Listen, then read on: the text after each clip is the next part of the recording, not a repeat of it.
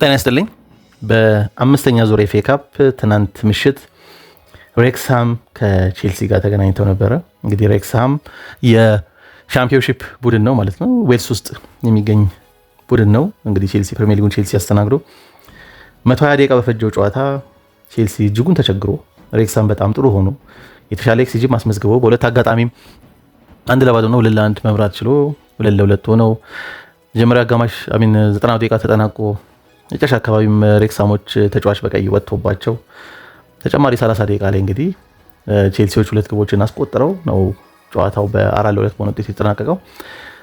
ጋርናቾ 3-2 ያደረገውን ግብ በተጨማሪ 30 ደቂቃ ካስቆጠረ በኋላ ሬክስሃሞችም ግብ አስቆጥረው ነበር። ጨዋታው ከጨዋታው ውጪ ተብሎ ተሻረ እንጂ ማለት ነው። ከዛ አራተኛውን ግብ ተቀይሮ የገባውና በጣም ድንቅ ፎርም ላይ የሚገኘው ጆዋ ፔድሮ አስቆጥሮ ነው እንግዲህ 4-2 ማሸነፍ ቼልሲዎች የቻሉት ማለት ነው። እና ሬክስሃም ትልቅ ፈተና ነበር ለቼልሲ የሰጡት። በጣም ዳይሬክት ቡድን ነው፣ በጣም ቀጥተኛ ቡድን፣ በጣም ፊዚካል ቡድን ነው።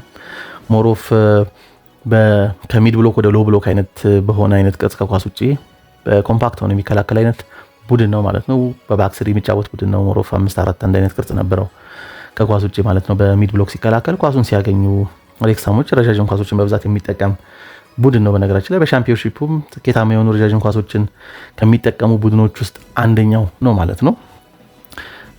ከዛ በተጨማሪ ደግሞ ያን ያህል ወደፊት አጋብሎ ፕረስ የሚያደርግ ቡድን አይደለም። ነገር ግን መሀል ሜዳ ላይ ሚድፊልድ ላይ ብዙ ኳሶችን የሚያስጥል አይነት ቡድን ነው። እነዛን ኳሶችን ደግሞ በቀጥታ ወደፊት በመላክ ሞር ፊዚካል በሆኑት ፊት መስመር ላይ ባሉት ተጫዋቾች አማካኝነት ግቦችን ለማስቆጠር ይሞክራል። ማዕዘን ምት ላይ በጣም ሴት ፒስ ላይ በጣም አስቸጋሪ ቡድን ነው። ሁለተኛው ግብ ሬክስሃሞች 2-1 የመሩበት ግብ ሲቆጠር ከማዕዘን ምት የመጣ ኳስ ነበረ። እንግዲህ እሱ ተመልሶ ነው እንግዲህ በሰከንድ ፌዙ ላይ ግቡ የተቆጠረው ማለት ነው። የመጀመሪያው ግብ ደግሞ እንግዲህ ከሴንተር ባኩ ነው ረዥም ኳስ ተጥሎ ለፊት መስመር አጥቂው ከጀርባ የሚገኘውን የቼልሲ ከተከላካይ ጀርባ የሚገኘውን ስፔስ በማጥቃት ማለት ነው ግብ አስቆጥረው የነበሩ ማለት ነው። በስሚዝ አማካኝነት ነበር መሪ መሆን ችለው የነበሩ ሬክስሃሞች እና በጣም አስቸግረው ነበረ ቼልሲ በጣም ተቸግሮ ነበር እጅጉን።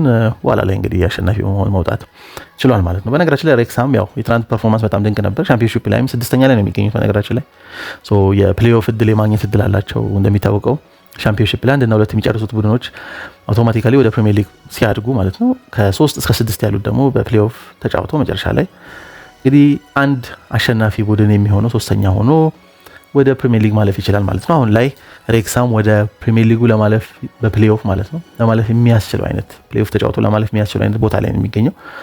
ይሄን ደግሞ የበለጠ አስደናቂ የሚያደርገው ቡድኑ ወደ ሻምፒዮንሺፕ ያደገው ገና ባለፈው ሲዝን ነበረ ማለት ነው። አሁን በያዝነው ሲዝን ወደ ሻምፒዮንሺፕ የመጣው በተከታታይ ያለፉትን ሲዝኖች ማለት ነው ከናሽናል ሊግ ጀምሮ በየአመቱ በተከታታይ ወደ ሻምፒዮንሺፕ ማለፍ ችሏል ማለት ነው። ከናሽናል ሊግ 2 አለፉ፣ ከሊግ 2 ወደ ሊግ 1፣ ከሊግ 1 ወደ ሻምፒዮንሺፕ ማለት ነው። 3 ፕሮሞሽን በየሲዝኑ ነበር ማድረግ የቻሉት። ናሽናል ሊግ ላይ ሆነው ወደ 111 ነጥብ አስመዝግበው በናሽናል ሊግ ታሪክ ከፍተኛውን ሪከርድ ነጥብ አስመዝግበው ነበር ማለፍ የቻሉት ሬክስሃሞች ማለት ነውና በእንግሊዝ እግር ኳስ ታሪክም ተከታታይ 3 ፕሮሞሽን ማድረግ የቻለ ብቸኛው ክለብ ነው ሬክስሃም እና በጣም ድንቅ ታሪክ ነው የጻፉት ማለት ነው። ክለቡ ይሄ ብቻ አይደለም ባይተው በጣም ታሪካዊ ክለብ ነው። በጣም ጥንት የሚባሉ ወይ ደግሞ በዓለማችን እግር ኳስ ታሪክ ቀደምት ከሚባሉ ክለቦች ውስጥ አንደኛው ነው በነገራችን ላይ ሬክስሃም ማለት ነው። በ1864 ነው ቡድኑ የተመሰረተው። እንግዲህ እንደሚታወቀው በእግር ኳስ ታሪክ የመጀመሪያው ክለብ ተብሎ በብዛት የሚጠቀሰው ሼፊልድ ኤፍሲ ነው ማለት ነው። ሼፊልድ ኤፍሲ በ1857 ነው እንደ አውሮፓውያን አቆጣጠር የተመሰረተው ማለት ነው። በወቅቱ በነበሩ በክሪኬት ተጫዋቾች አማካኝነት ማለት ነው የሼፊልድ ነው የተመሰረተው። የሼፊልድ ኤፍሲ በነገራችን ላይ ማለት የሼፊልድ ዌንስዴይም ወይም የሼፊልድ ዩናይትድም ጋር የሚገናኝ ቡድን አይደለም። ሁለቱ ክለቦች ከዛ በኋላ የተመሰሩት ናቸው። ሼፊልድ ዩናይትድ አይ ቲንክ ወደ 1887 አካባቢ ይመስለኛል። ሼፊልድ ዌንስዴይ ደግሞ ልክ ይሄ ሼፊልድ ኤፍሲ ከተመሰረተ ከ10 ዓመት በኋላ በ1874 አካባቢ ይመስለኛል ነው የተመሰረተ ቡድን ነው። የሼፊልድ ኤፍሲ የመጀመሪያው ክለብ ነው። አብዛኛውም ፕሮፌሽናል ሊግ ውስጥ ገብቶ የተወዳደረ አይደለም። ሞሮፍ አማተር እና አሁን ደግሞ አይ ቲንክ ሴሚ ፕሮፌሽናል የሆነ ሊግ ውስጥ የሚወዳደር ነው። ይህም እንደ ምክንያት ይጠቀሳል። በእግር ኳስ ላይ ሼፊልድ ኤፍሲ ማለት ነው የዘመናዊ እግር ኳስ ሕጎች ላይ አስተዋጽኦ ያደረገ ነው።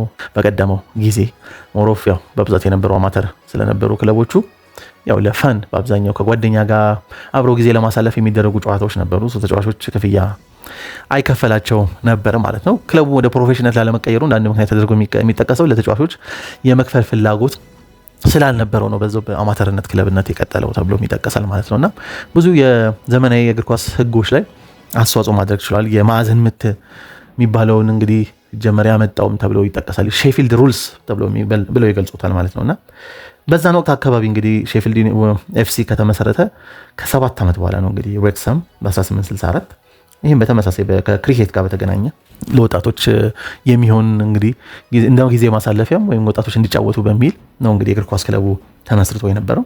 ስታዲየማቸውም አሁንም ድረስ የሚጠቀሙበት ስታዲየም ማለት ነው ሬስ ኮርስ ግራውንድ በጣም በእድሜ ጠገቡ ስታዲየም ነው እስካሁን ድረስ ጥቅም ላይ እየዋለ የሚገኝ ማለት ነው። ከዛ ጊዜ በኋላ ብዙ ዓመታትን አሳልፏል። ብዙ ከባባድ ጊዜዎችን አሳልፏል። ናሽናል ሊግ ውስጥ እንዲያሳልፍ የተገደደበት ጊዜ ነበረ ማለት ነው። ከፕሮፌሽናል ሊጎቹ ከሻምፒዮንሺፕም ከሊግ ዋን ከሊግ ቱም ውጪ በሆነ አጋጣሚ ማለት ነው ለአመታት በናሽናል ሊግ ላይ መቆየት ችሎ ነበር ማለት ነው። ሬክሳም አስቸጋሪ ጊዜ አሳልፎ ነበር። በተለይ ከአሁን ባለሀብቶቹ እንግዲህ ክለቡን እየመሩ ያሉት የሆሊውድ አክተሮች ናቸው። እንግዲህ ሪያን ሬኖልድስ እና ሮብ ማክሄልኒ ማለት ነው፣ ሮብ ማክ የሚባል ማለት ነው። ሪያን ሬኖልድስ ማለት እንግዲህ ካናዳዊ የፊልም አክተር ነው።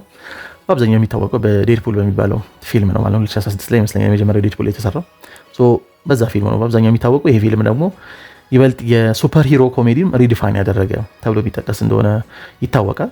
ግን ከዛ በፊትም ፕሮፖዛል የሚል ከሳንድራ ብሎክ ጋር የሰራው ፊልም እንዳለ ይታወቃል። 2022 ላይ ደግሞ ቅርብ ጊዜ አዳም ፕሮጀክት የሚል የሰራው ፊልም አለ ማለት ነው። የሳይንስ ፊክሽን አድቬንቸር ፊልም ነው ማለት ነው። ከጄኒፈር ጋርደን እና ከማርክ ሩፋሎ ጋር የሰራው ፊልም ነው። ይበልጥ ሪያን ሬኖልድስ ካናዳዊ ነው፣ በደንብ የሚታወቅ ነው። እሱና ጓደኛው ደግሞ አሜሪካዊ የፊልም አክተር ደግሞ ሮብ ማክ ኤልሄኒ ነው። ሌላኛው ደግሞ እንግዲህ የክለቡ ባለቤት ሆነው 2020 ላይ ይመስለኛል ክለቡን የጠቀለሉት ማለት ነው። ይሄ ሮብ ማክ ኤልሄኒ በሮብ ሬኖልድስ ደረጃ በጣም ትልቅ ፊልም አክተር ባይሆንም የሚታወቁ ፊልሞች አሉት። አንድ የአሜሪካ ሲትኮም አለ በተለይ ወደ 2005 አካባቢ ይመስለኛል ሲታይ የነበረው ኢትስ ኦልዌይስ ሰኒ ኢን ፊላዴልፊያ የሚል ተከታታይ ፊልም ማለት ነው። የዛ ክሬተር ነው። አት ሴም ታይም እዛ ላይም ይተውን ነበረ ማለት ነው።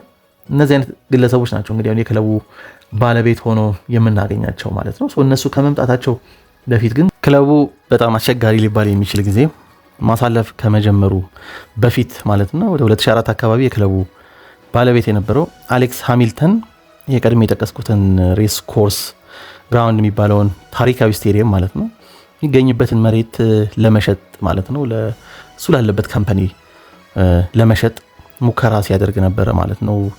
ይሄን በሚያደርግበት ጊዜ ማለት ነው በኋላ ላይ ቡድኑ ኃይለኛ የሆነ እዳ ውስጥ ሊገባ ችሏል ማለት ነው። በኋላ ላይ በአንድ ክለብ ባንክረፕት ሲያጋጥመው በአድሚኒስትሬሽን ውስጥ የሚካተት ይሆናል ማለት ነው። በወቅቱ ወደ አድሚኒስትሬሽን እንዲካተት ተደረገ። ወደ 10 ነጥቦች ደግሞ ዲዳክት እንዲደረግበት ተደረገ ማለት ነው። ይሄ ከመሆኑ ጥቂት ዓመታት በፊት ግን አይ ቲንክ በ1970ዎቹ ወይም 80ዎቹ ጋር ያው የዌልስ ክለብ ነው ብያቸዋለሁ። የዌልሽ ካፕ አለ አሁንም ድረስ የሚደረግ የካፕ ውድድር ነው።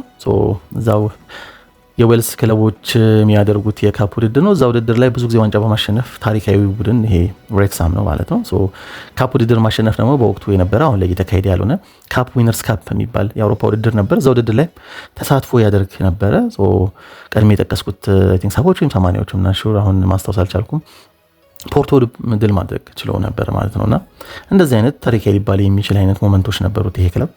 በኋላ ላይ እንግዲህ ያው የቀድሜ የጠቀስኩት ባለቤት ማለት ነው አሌክስ ሃሚልተን ይሄን ለማድረግ በሚያደርገው ጥረት ውስጥ ቡድኑ እንግዲህ ከፍተኛ ኪሳራ ውስጥ ይገባል ማለት ነው። በኋላ ላይ ደግሞ እንግዲህ ከ80 ዓመት በላይ በቆየበት የእንግሊዝ የፉትቦል ሊግ ውድድሮች ውስጥ ማለት ነው 2008 አካባቢ ከሊግ 2 ማለት ነው ሬሌጌት ሊወርድ ችሏል ማለት ነው። ወደ ናሽናል ሊግ መውረድ ግድ ሆኖበታል ክለቡ ማለት ነው። ከናሽናል ሊግ ከወረደ በኋላ ከ2008 ጀምሮ እስከ 2023 ድረስ ማለት ይቻላል እዛው በናሽናል ሊግ ላይ ተጫውቶ ነው 2023-24 ሊግ 2 ወደ ሊግ 2 ማለፍ የቻለው ማለት ነው። እስከ 2023 ድረስ በናሽናል ሊግ ቆይቶ 2023 ላይ ወደ ሊግ 2 ማለፍ የቻለው 2023-24 ሊግ 2፣ 2024-25 ሊግ 1፣ 2025-26 አሁን ያለንበት ሲዝን ደግሞ ሻምፒዮንሺፕ ላይ ሆኖ ምናልባት ደግሞ ቀጣይ ሲዝን ወደ ፕሪሚየር ሊግ ለማለፍ ጥረት እያደረገ ነው። ከናሽናል ሊግ ጀምሮ 3 ተከታታይ እንግዲህ ፕሮሞሽኖች ማድረግ ችሏል ማለት ነው። ያ ከመሆኑ በፊት ግን ወደ 15 ዓመት ለሚሆን ጊዜ በናሽናል ሊግ ላይ ነበር ሲወዳደር የቆየው። በተወሰኑ አጋጣሚዎች ለፕሌይኦፍ ሴሚ ፋይናል መድረስ ችሎ ነበር 2012 ላይ ማለት ነው ከናሽናል ሊግ ለመውጣት። 2013ን በተመሳሳይ እንደዚህ አይነት የፕሌይኦፍ ጨዋታዎች መድረስ ችሎ ነበር ማለት ነው ወደ ቀጣዩ እርከን ለማለፍ በሚያደርገው ጥረት ማለት ነው። ነገር ግን ያ ሳይሳካ ቀርቶ እንግዲህ ይሄ ታሪካዊ ክለብ ከ80 ዓመት በላይ በፉትቦል ሊግ ውስጥ ሲወዳደር የቆየው ክለብ እንግዲህ ለ15 ዓመት በናሽናል ሊግ ውስጥ ቆይቶ እንግዲህ በኋላ ላይ 2023-24 ነው እንግዲህ ወደ ሊግ 2 ከፍ ማለት የቻለው። ለዚህ ደግሞ ትልቁን አስተዋጽኦ ያደረገው ኦፍኮርስ አንድ ነገር እዚህ ጋር መጠቀስ ያለበት የቀድሞ የጠቀስኩት አሌክስ ሃሚልተን ክለቡ የሚገኝበትን ስቴዲየም መሬት ለመሸጥ በሚያደርገው ሙከራ ቡድኑ ዕዳ ውስጥ በመውደቁ ክለቡን ደግሞ ለማዳን ኃላፊነት የተሰማቸው የዚህ የሬክሰም ደጋፊዎች ሬክሰም ሰፖርተርስ ትረስት የሚባል በማቋቋም 2011 ላይ እነዚህ ደጋፊዎች ክለቡን መግዛት ችለዋል ማለት ነው። በቀላሉ ክለባቸውን ማዳን ችለዋል ማለት ነው። በአብዛኛው የኮሚኒቲ የሆነት ቫልዩ ያለው አይነት ክለብ ነው። ከኮሚኒቲ ጋር በጣም በቅርበት ያለ ክለብ ነው ማለት ነው። በደንብ ስሜት ትስስሩ በጣም አስደናቂ ነው። ኦፍኮርስ ብዙ ክለቦች ከአካባቢያቸው ጋር ያላቸው ቁርኝት የሚደነቅ ነው። ሬክሳም ደግሞ እጅግ በጣም የተቆራኘ ነው። በሆነ አጋጣሚ እንግዲህ ቀድሜ እንደጠቀስኩት የደጋፊዎች ክለባቸውን በመግዛት ሴቭ ማድረግም ችለዋል። አንድ አጋጣሚ ቲንክ ተመሳሳይ ነገር ብራይተንም አድርገው ነበር። ብራይተን እንደዚህ ወደ አድሚኒስትሬሽን በሄደበት አጋጣሚ ማለት ነው በኪሳራ ምክንያት ደጋፊዎች ክለቡን መግዛት ችለው ነበረ ማለት ነው እና ክለባቸውን በዛ መልክ ማዳን ችለዋል። ኦፍኮርስ የበጀት ሊሚቴሽን ስለነበረበት ያ ኮምፒት ማድረግ ተቸግሮ ነበረ። በዛ ምክንያት ወደ ላይ ከፍ ማለት ባይችልም 2020 ላይ ነው እንግዲህ ቀደም የጠቀስኳቸው ሁለቱ የፊልም የሆሊውድ አክተሮች ክለቡን መያዝ የቻሉት ራያን ሬኖልድስ እና ሮብ ማክኤልሄኒ ማለት ነው። ከዛ በወቅቱ እንደምናስታውሰው ደግሞ አንድ ዌልካም ቱ ሬክሳም የሚል እንደ ዶኩ ሲሪየስ አይነት ነገር ዶክመንታሪ ሲሪየስ ነገር ተለቁ እንደነበር የሚታወስ ነው። እዛ ላይ ስለ ክለቡ ብዙ ነገር የተመለከትን ይመስለኛል። ይሄ ደግሞ የበለጠ ግሎባሊ ያለውን እንግዲህ እውቅና ከፍ አድርጓል። ኢንተርናሽናል የሆኑ ደጋፊዎችን ማምጣት ችሎ ነበር ለክለቡ ማለት ነው። በዚህ ሂደት ነው እንግዲህ ክለቡ ተጫዋቾችን እያስፈረመ በጣም ወሳኝ ፊርማዎች የሚባሉት በወቅቱ ያደረጋቸው ፖል ሙሊን የሚባል ሌላ ግብ አስቆጣሪ የፊት መስመር አጥቂ ማለት ነው ማስፈረም ችለዋል ማለት ነው። ይህም በኋላ ላይ የክለቡ እንደ ሲምቦል መሆን የቻለ ተጫዋች ነው። በጣም ጥሩ ግብ አስቆጣሪ ነው። የደጋፊው ጀግና ተደርጎ የሚቆጠር ነው ማለት ነው። በእንደዚህ አይነት ሁኔታ ፋሲሊቲዎች፣ ስታፉ፣ ሪክሩትመንቱ ተሻሽሎ እንግዲህ ነው የ111 ሪከርድ ፖይንት 2022-23 ላይ አስመዝግበው 2023-24 ላይ ወደ ሊግ 2 ከፍ ማለቅ የቻሉት ማለት ነው። ወይም ወደ ፉትቦል ሊጉ መመለስ የቻሉት ማለት ነው። ይሄ ሆኖ ነው እንግዲህ በየሲዝኑ አንድ ከፍ እያሉ ወደ ሊግ 1 ብለው በኋላ ላይ ደግሞ ወደ ቻምፒዮንሺፑ መድረስ የቻሉት ማለት ነው። ከነን ሊግ ወደ ፕሮፌሽናል ሊግ በዚህ እንግዲህ በተከታታይ በማድረግ እንግዲህ ቀድሜ እንደጠቀስኩ ታሪክ ክለብ መሆን የቻሉት ማለት ነው። አስደናቂ የሆነ ታሪክ ያለው ክለብ ነው። እንግዲህ ትናንትና ከቼልሲ ጋር ተጫውተው ሌላ አስደናቂ የሆነ ፐርፎርማንስ ከባድ ጊዜ ለክለቡ ለቼልሲ መስጠት የቻሉት ማለት ነው። ቀድሜ እንዳልኩት ነው ቡድኑ የበለጠ በጣም ፊዚካል ቡድን ነው። ያው ቻምፒዮንሺፕ ላይ የምናስተውላቸው ቡድኖች ደንበኛ ቀጥተኛ ቡድኖች ናቸው። በጣም ፊዚካል ነው። ዱዌሎች ላይ በጣም አደገኞች ናቸው። አንድ ለአንድ ፍልሚያዎች ላይ አየር ላይ ኳሶች መደንብ ይጠቀማሉ። በጣም ውድድሩ በአብዛኛው የቀጥተኛ እግር ኳስ የምናስተውልበት ረጃጅም ኳስ በጣም የሚስተዋልበት ነው። ሬክሳም ከነዛ ውስጥ አንዱ ነው። ቻምፒዮንሺፕ ላይ ረጃጅም ኳሶችን በተደጋጋሚ ከሚጠቀሙ ከነ ስቶክ ሲቲ አይነት ቡድኖች አንደኛው የሚጠቀስ ነው ማለት ነው። ምናልባት ረጃጅም ኳሶችን በስኬታማ ሁኔታ በመቀባበል ሊጉ ላይ 5 ክለቦች ቢጠቅሱ አንደኛው ሬክሳም ነው ማለት ነው። ሞር ቡድኑ የበለጠ ወደፊት ጠጋ ብሎ ፕሬስ ወይም ጫና የሚፈጥር ቡድን አይደለም፣ ግን አብዛኛው መሀል ሜዳ ላይ ወይም ሚድፊልድ ላይ ኳሶችን የሚያስጥል ነው። በዚህም ጥሩ ሪከርድ ያለ ነው ከፕሪሚየር ሊግ ከቻምፒዮንሺፕ ቡድኖች ማለት ነው። በዚህ ረገድም ጥሩ ሪከርድ ያለው ቡድን ነው። ከቶፕ 5 ውስጥ የምናገኘው አይነት ቡድን ነው ማለት ነው። እንደዚህ አይነት ሪከርድ ያለው ቡድን ነው። ቼልሲ ትንሽ ከባድ የሚባል ጊዜ የሰጠው ማለት ነው። ቼልሲ በትናንቱ ጨዋታ በባክትሪ ነበር የገባው እንደተመለከት ነው ማለት ነው። ብዙ ለውጦችን አድርጎ ነበር ሊያም ሮሴኝ ማለት ነው። ከኋላ መስመር ላይ 3 ተከላካይ የነበሩት ሴንትራሊ ቶሲን አደረባዮ ነበረ ካፕቴን ሆኖ የገባው ማለት ነው። ሳር በቀኝ በኩል ባዲያሽሊ በግራ በኩል የቀኝ የግራ ሴንተር ባክ መሆን ቻሉ። ግብ ጠባቂ ሮበርት ሳንቼዝ ነበር። እንግዲህ ከዛ በኋላ ደግሞ ከእነሱ ፊት ያሉት ሁለቱም ፒቮቶች ከረጅም ጊዜ በኋላ ሮሜዮ ላቪያ ጨዋታ መጀመር ችሏል ከአንድሬ ሳንቶስ ጋር። የዊንግ ባክ ቦታ በቀኝ በኩል ቺምፖንግ ነበር፣ በግራ በኩል ሃቶ ነበር። ከነሱ ፊት ደግሞ ሞሮፍ እንደ ኢንሳይድ ፎርዋርድም ሞሮፍ ደግሞ መስመር ላይ እንዲጮቱ ደግሞ ሲጮት የተመለከት ነው ማለት ነው። ኦቨርላፕም አንደርላፕም ሲያደርጉ እና ሃቶ ሞር ሴንትራሊ ግራፍ ስፔስ ላይ ሲገባ የበለጠ ዊድዙ እንደ ጋርናቾ አይነት ተጫዋች ይይዛል። በተመሳሳይ ቺምፖንግ አንደርላፕ ሲያደርግ የቀኝ ሃፍ ስፔሱን ሲል ደግሞ ኔቶ በተመሳሳይ ይሆናል። ሁለቱም በተቃራኒ ሲቀያየሩ እናስተውላለን። እዛ ፊት መስመር ላይ ደግሞ ሊያም ዴላፕ ነበረ ማለት ነው። የመጀመሪያው ጎል ለመቆጠሩም ጥሩ ሆልድ አፕ ላይ በፊዚካሊ ስትሮንግ ሆኖ ኳሱን ይዞ ኳሱን ወደፊት እንዲሄድ በማድረግ ማለት ነው የመጀመሪያው ግብ እንዲቆጠር ማለት ነው ያደረገው እሱ ነበር ማለት ነው። የኦን ጎል ነበር የተቆጠረው አቻ የሆኑበቱ ማለት ነው። ሳም ስሚዝ 18 ደቂቃ ላይ ሬክሳም ካስቆጠረ በኋላ አርቱር ኦኮኖንኮ የሚባል ኦን ጎል ነበር ያስቆጠረው ማለት ነው። ከዛ በኋላ እንግዲህ ካለም ዶይል ነበር 78ኛው ደቂቃ ላይ ሬክሳሞችን መሪ ማድረግ የቻለው 2-1። ከዛ ቺምፖንግ 82ኛው ደቂቃ ላይ አስቆጥሮ ቡድኑን አቻ ማድረግ ቻለ ማለት ነው። ከዛ በኋላ ነው እንግዲህ ጨዋታው ከመጠናቀቁ በፊት ማለት ነው የሬክሳም የመሃል ሜዳ ተጫዋች ማለት ነው በቀይ ካርድ መውጣት የቻለው ማለት ነው። የሬክሳም ዶብሰን የሚባል ተጫዋች ማለት ነው የቀይ ካርድ መውጣት ችሏል። ከዛ ጨዋታ የመጀመሪያው ወይም 90 ደቂቃ ይጠናቀቃል በዚህ መሰረት ማለት ነው። ከዛ 30 ደቂቃ ይጨመራል። 30 ደቂቃ በተጨመረበት ሰዓት አሊያንደሮ ጋርናቾ ተቀይሮ ከገባው ከሱጎ የተሻገረለትን ኳስ በጥሩ ሁኔታ አስቆጠረ። በሚገርም ሁኔታ ከዛ በኋላ አቻ መሆን ችለው ነበር ሬክሳሞች ከጨዋታ ውጭ የተባለ እንጂ ግቡ በኋላ ጨዋታው እየተጠናቀቀ በነበረበት ሰዓት ደግሞ ተቀይሮ የገባው እንግዲህ ጆዋ ፔድሮ አስቆጥሮ ነው እንግዲህ ጨዋታ ለ2 የተጠናቀቀው። ያው ጨዋታ ላይ ያው ከ5ኛው ዙር ጀምሮ ቫር ኢንቮልቭ ስለሚያደርግ በተወሰነ መልክ ቼልሲን ቫር ኢንቮልቭ ማድረጉ ጠቅሞታል። ያለፈው ዙር ላይ ቢሆን ኖሮ ማለት ነው ከ5ኛው ዙር በፊት የነበሩ ጨዋታዎች በአጠቃላይ ባለፈው ነው እንግዲህ ፕሪሚየር ሊግ ቡድኖች መሳተፍ የጀመሩት ማለት ነው። የቫር ኢንቮልቭ ማድረግ የጀመረው ቫር በዚህኛው በ5ኛው ዙር ጀምሮ ነው ማለት ነው። ባይኖር ኖሮ ፕሮባብሊ 3-3 የሚሆኑበት እድል ይኖር ይችላል፣ አይታወቅም። ጨዋታው ተጠናቆ በመለያ ዓመት ሊጠናቀቅ የሚችልበት እድል ነበር ማለት ነው። ዞሮ ዞሮ ሬክሳም ግን ትልቅ ፈተና ለቼልሲ መስጠት ችሏል። ያው አብዛኛው ቼልሲ ኳሱ የሚቆጣጠረው እንደሚጠበቅ ቀድሜ እንዳልኩት ነው። ሬክሳም ያን ያህል ኳስ የሚይዝ ቡድን አይደለም፣ ደግሞ የካውንተር ቡድን የትራንዚሽን ቡድን ነው። በሻምፒዮንሺፑ ከ50 በታች ኳስ ቁጥጥር የሚይዝ አይነት ቡድን ነው ማለት ነው። ነገር ግን የሚገኙ እድሎችን በደንብ አደገኛ ሁኔታ መፍጠር የሚችል አይነት ቡድን ነው። ሻምፒዮንሺፑ ላይም ብዙ ኦን ታርጌት ሙከራዎችን የሚያደርግ ቡድን አይደለም በነገራችን ላይ ሬክሳም። ነገር ግን ኮንቨርዥን ሬቱ ግን በጣም ጥሩ ነው። ኮንቨርዥን ሬቱ በኦን ታርጌት በጨዋታ በሚያደርገው ማለት ነው ለቻምፒዮንሺፑ 10ኛ የሚገኝ ቡድን ነው።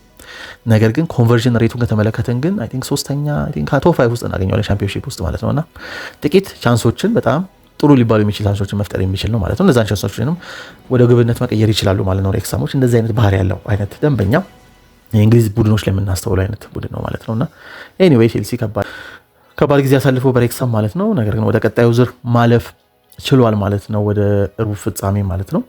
እንዴት አገኛችሁት እናንተስ ጨዋታውን? እስኪ የተወሰነ ሀሳባችሁን በኮሜንት መስጫ ላይ ያስቀምጡልኝ። ስለምታደምጡኝ አመሰግናለሁ። መልካም ጊዜ